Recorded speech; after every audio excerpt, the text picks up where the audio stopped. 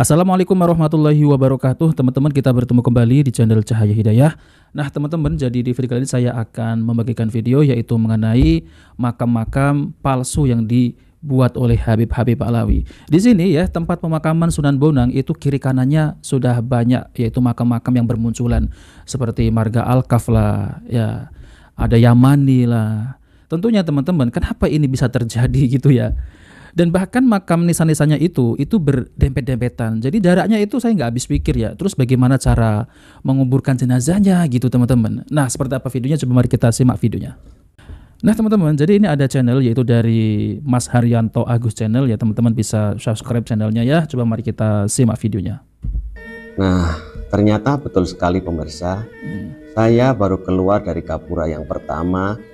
Sudah melihat banyak sekali makam-makam seperti ini. Nah ya teman-teman, ini ada Alwiyah, nih Hasan Al-Jufri, ini Al-Jufri lagi, ini ya Al-Jufri, ini Al-Habib Alwi, Al-Jufri, Hababah Aisyah, ini Habib Muhammad, Marga Al-Jufri teman-teman ya. Ini bagaimana coba lihat ini ya, nisanya kok sampai berjajaran ya 1, 2, 3, 4, 5, 6 loh. Ini cara menguburkan jenazahnya bagaimana teman-teman ya? Oke, coba mari kita lanjutkan. Dan ini batu nisannya sangat berhimpitan. Nah ya, berhimpitan. Ada di sini tertulis ada Alwiyah binti Hasan Al-Jufri, ada Hasan bin Alwi Al-Jufri, ada Muhammad bin Alwi Al-Jufri, ada juga Al-Habib Alwi bin Abdullah Al-Jufri. Dan itu yang sebelah kanan itu pemirsa masih banyak sekali yang tidak bisa saya baca karena saya harus mendekat ke sana. Nah teman-teman bisa lihat ya, ini yang ada di luar pemakaman Sunan Bonang ya. Nanti di dalamnya itu ada banyak lagi juga ya. Dari sisi sini pemirsa, ini adalah di depan gapura yang kedua. Nanti habis ini saya akan mencoba masuk untuk ke pelataran dalam untuk melihat suasana bagaimana sih kondisi makam-makam yang diperkirakan itu adalah makam-makam baru yang ada di seputaran makam Mbah Kanjeng Sunan Bonang. Nah, ini ada juga yang tertulis di batu nisannya Sarifah Gamar binti Segaf Al-Jufri. Dan itu pemirsa, di sebelah kanan sana juga banyak lagi yang berhimpitan batu nisannya. Nah, kalau ini adalah gapura untuk menuju ke pelataran dalam atau tepatnya di cungkup makam beliaunya, Mbah Kanjeng Sunan Bonang. Iya, ini masuk ke pemakaman Sunan Bonang ya. Ini banyak lagi teman-teman nanti Habib Alawi. Sampailah saya masuk ke sini dan alhamdulillah kali ini para penziarah tidak sebegitu banyak. Jadi saya bisa leluasa untuk mengambil gambar apa yang ada di seputaran makam beliaunya. Ini dulu setahu saya ada makam yang berbatu nisan lama ini yang berukir-ukiran banyak sulur-suluran. Tapi pemirsa bisa lihat ini adalah di sisi timur cungkup makam Mbah Kanjeng Sunan Bonang. Saya ambil gambar dari sisi utara. Sudah seperti ini pemirsa, banyak sekali batu-batu nisan yang berjajaran dan bentuknya sama. Semua sama bentuknya. Ini adalah di sisi timur. Nah ini ya teman-teman ya, coba kita baca ya. Al-Habib Ahmad bin Salim Al-Kaf ya. Al-Habib Ali bin Salim Al-Kaf nih. Al-Habib Salim bin Abdullah Al-Kaf. Ini dari Habib Alawi teman-teman ya. Al-Kaf marganya ya.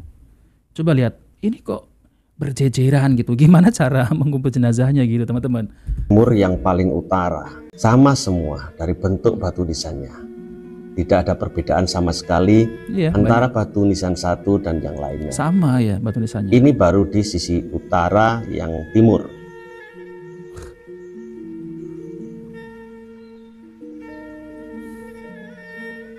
Nah, sekarang saya bergeser agak ke selatan. Ini adalah sab ketiga dari batu nisan di sisi timur. Saya ambil dari selatan. Ini kalau kita berpikir dengan batu nisan yang berdempetan seperti ini, cara untuk memakamkan jenazahnya itu loh. Bagaimana caranya? Iya, bagaimana caranya? Dengan batu nisan yang seperti ini.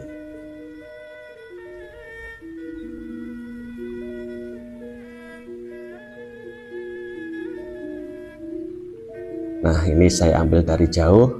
Ini adalah di sisi timurnya. Tidak masuk di dalam pikiran saya pemirsa. Sampai sekarang ternyata banyak sekali makam-makam di seputaran antara kiri dan kanan, selatan di Cungkup makam Mbah Sunan Bonang. Nah, ini di sisi selatan sebelah timur. Ini ada juga yang tertera namanya Rugayah Bahven, ada Nur Bahven, ada juga Ahmad Bahven. Nah, itu banyak sekali anak-anak yang berlarian di seputaran makam.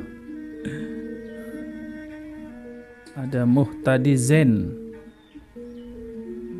Ini juga ada Aisyah Husin Al-Atas. Ini masih di pojok selatan timur.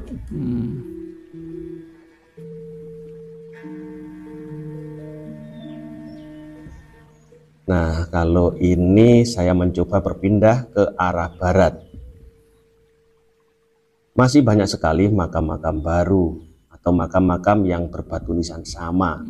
Sepertinya terbuat dari marmer. Oh, ini ada juga Aminah Yamani ya. Ada juga Aminah Yamani. Di sini tertera tulisannya pemirsa. Ini ada Husnul Khotimah Yamani. Ya. Dan ini di sebelah barat, ini di luar Cungkup. Binti ada Fatimah binti Aid Yamani. Nah, di sini ada juga Al Habib Abdullah, Al Habib Ali bin Abdul Muthalib Al Kaf ya. Jadi ini seandainya yang sebelah kiri itu pemirsa dengan batu nisan berdempetan dua, yang jelas jasadnya adalah dua. Ada dua. Apakah memang ditumpuk atau bagaimana cara memakamkan sampai batu nisannya bisa berjajaran berdempet seperti ini? Ini masih di sebelah barat. Saya ambil gambar dari selatan pemirsa, di sebelah barat makam Mbah Sunan Bonang. Kalau sebenarnya kedatangan saya ke sini adalah berziarah makam, tapi setelah saya melihat kondisi yang ada di makam Mbah Sunan Bonang, ternyata sudah banyak berubah. Banyaknya makam-makam yang berbatu nisan sama seperti terbuat dari marmer, tapi dengan tulisan-tulisan yang pemirsa bisa lihat sendiri seperti itu. Nah, seperti itu teman-teman ya. Jadi ya kenapa ini bisa berubah ya? Karena mereka itu ingin menguasai Indonesia. Contohnya itu makam leluhur kami itu ada di situ, dan bahkan yaitu ya mereka itu membelokkan sejarah bahwasanya Habib-Habib Alawi ini juga memerdekakan Indonesia. Banyak dari makam-makam pahlawan dari Habib-Habib Alawi. Nah, coba mari kita simak video yang lainnya teman-teman. Pada saat pembukaan itu juga banyak Habib-Habib yang ikut serta untuk membenahi makam itu. Diperkirakan khawatir juga batu-batu nisan itu nanti jangan-jangan tidak ada di dalamnya makamnya, dikasih batu nisan. Itu kemarin itu didengarkan oleh Kiai Mat juga.